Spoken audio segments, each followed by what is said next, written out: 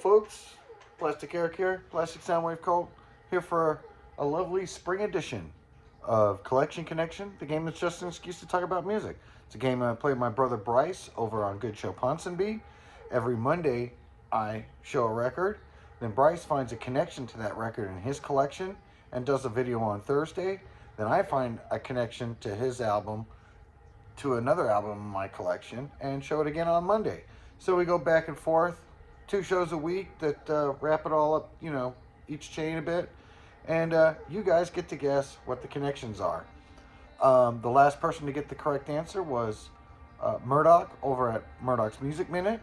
To be honest, I've been really busy lately. I'm a little bit behind.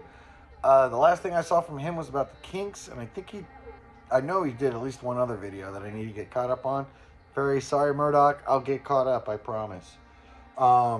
So yeah, go out and check out his channel. He has some really interesting videos. Look for the link down in the description.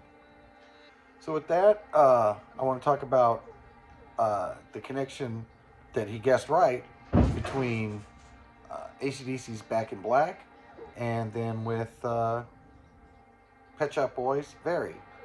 The connection being they're both textured, embossed albums. Especially those little CDs that we showed. Mine was the little CD, but I used to have the big record. It was embossed, the title was embossed on it. You could see another example would be like Black Sabbath's Master of Reality. And so Bryce did show Very by the Pet Shop Boys, or Pet Shop Boys. And I thought it was pretty good. It was really interesting to me how it was an album from the 90s that sounded very 80s, that you could tell was very influenced by 70s disco. I think the single on it was Go West, which is an interesting take on that song. Like the first few songs that I listened to on that one I thought were really good. Can You Forgive Her? I wouldn't normally do that kind of thing. Let's see here. I got it up here. Speak Is a Sin, I think, was another song that I liked. Somewhere there, just before Go West, was a couple of good songs that I liked. And it was interesting, too, because it was a textured CD case, which I don't think I've ever even seen another instance of it. I mean, I've seen lenticular, I've seen a couple other things like that, but not a specifically punched out made CD case for an album. And so I wondered how they did that for the record and for the cassette.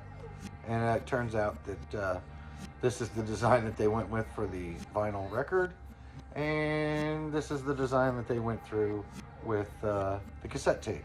So all of them a little bit different. Interesting marketing idea. I don't know if that creates confusion or not, but definitely a cool album. I don't know if I'd run out and get it today, but if I saw it, I'd consider it. So with that, let's find out what I connected with it.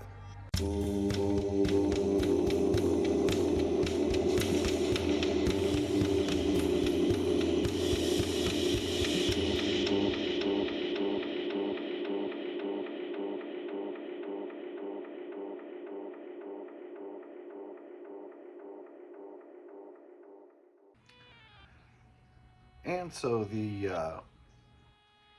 album that I connected to Pet Shop Boys Very was, of course, how could you not see it? Alice in Chains, Dirt. I have quite a few of Alice in Chains albums. I think that I first heard their stuff from Facelift, like in 1990. Not that long before like Nirvana and all that came out, and it was all called grunge. I think at the time we still kind of considered it new metal. And then they came out with this new word, grunge. And when Nirvana came out, I wasn't that surprised by it. I didn't think it was that groundbreaking because I'd already heard these guys. And this is 1992, so it's a little bit after Nirvana, but a little bit before Very by Pet Shop Boys came out. And this was way more concrete at that particular time than what the Pet Shop Boys were doing. Easily, it was probably outselling it here, at least in the States. Maybe not so much in England, but definitely here in the States, that was the case. And I kind of dropped off from them after that, to be honest with you. It was my wife that really likes Alice in Chains too.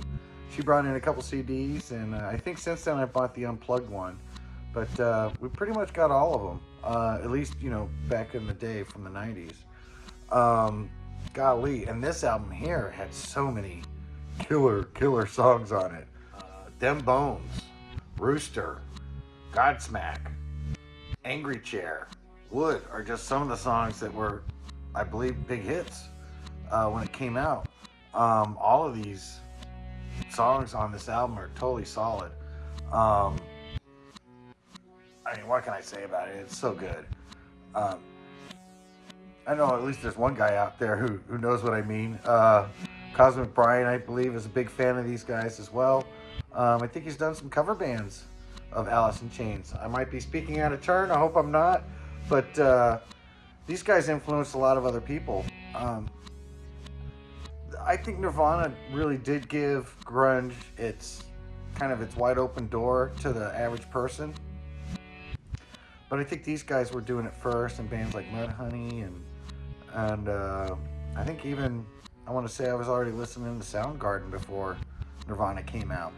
And it's just weird to compare all of these bands to Nirvana when they really all stood out on their own, pretty much. But yeah, out of all their albums, I do like this one the best. Maybe sometimes when I listen to the unplugged one, I kind of like it a little bit better because it's a little bit of a greatest hits. But this is a band that you don't have to just get the greatest hits of. They really do have good solid albums throughout their career, especially in the 90s. I couldn't tell you about after that. But yeah, these guys totally kick ass. So with that, I hope you guys are able to figure out